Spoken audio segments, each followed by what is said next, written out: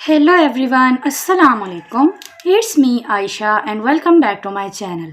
आज की जो मेरी वीडियो है उसमें मैं आपके साथ शेयर करने लगी हूँ क्रैन मैक्स साशे का रिव्यू। ये किस टाइप का है, इसको यूज़ किस तरीके से करना है, इसके साइड इफ़ेक्ट्स क्या होंगे, तमाम तर डिटेल मैं आपको आज की इस वीडियो में दूंगी। अगर आप इसकी डिटेल को जानना चाहते हैं तो स्टार्ट से लेकर एंड तक लाजमी देखिएगा और मेरी इस वीडियो को स्किप मत कीजिएगा।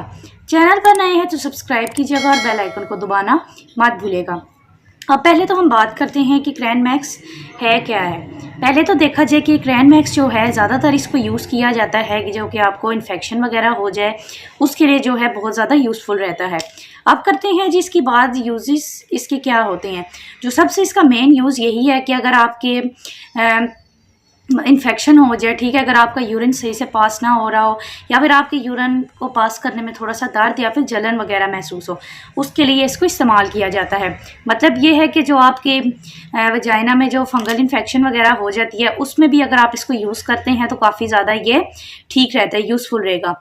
अब बात करते हैं कि और ये किस लिए इस्तेमाल करते हैं। ये ज़्यादातर जो है लोगों को अगर डायबिटीज़ का मसला है या फिर और भी किसी बीमारी की वजह से अगर उनका यूरिन सही से नहीं पास होता तो उसमें अगर इसको इस्तेमाल करेंगे तो इससे ये है कि उनका काफ़ी हद तक जो मसला है हल हो जाएगा। इसके अलावा जो कि मैंने आपको बताया है कि अगर आपके ब्लैडर में जो है मसला हो रहा हो, जिस तरह इन्फेक्शन वगैरह ये बनाने नहीं देता, उसके अलावा जो आपके अगर पेशाब में जलन है या फिर आपकी जो है रेडनेस वगैरह हो गई है तो उसमें जो है काफ़ी हद तक ये यूज़फुल रहेगा। ये इन चीज़ों में इस्तेमाल किया जाता है जो कि मैंने आपको बताई हैं। अब बात करते हैं कि ये इस्तेमाल किस तरीके से किया जाता है।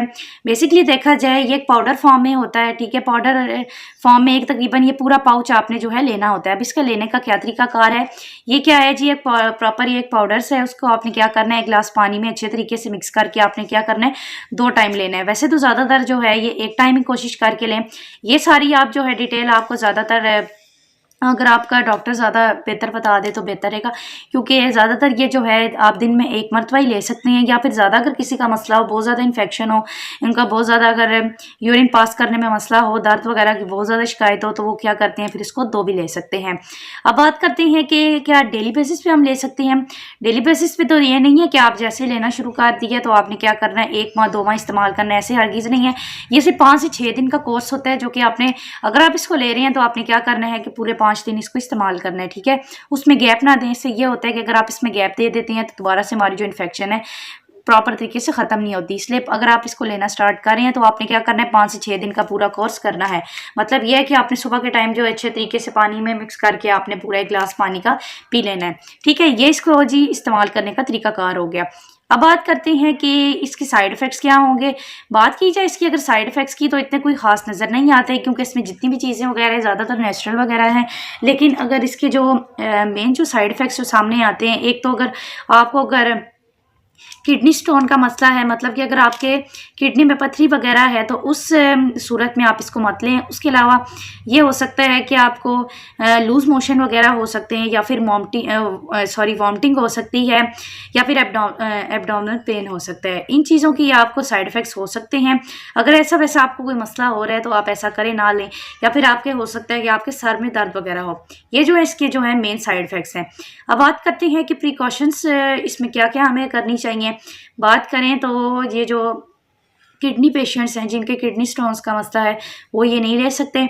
उसके अलावा जो कि ब्रेस्ट फीडिंग मदर है या फिर जो प्रेग्नेंट वुमेन्स हैं वो भी ज़्यादातर वैसे तो ये ले सकती हैं, लेकिन कोशिश करके अगर उनके गायनाकोलॉजिस्ट वगैरह के या फिर उनको डॉक्टर की रिकमेंडेशन के मुताबिक ये लें, खुद से आप इसको इस्तेमाल ना करें।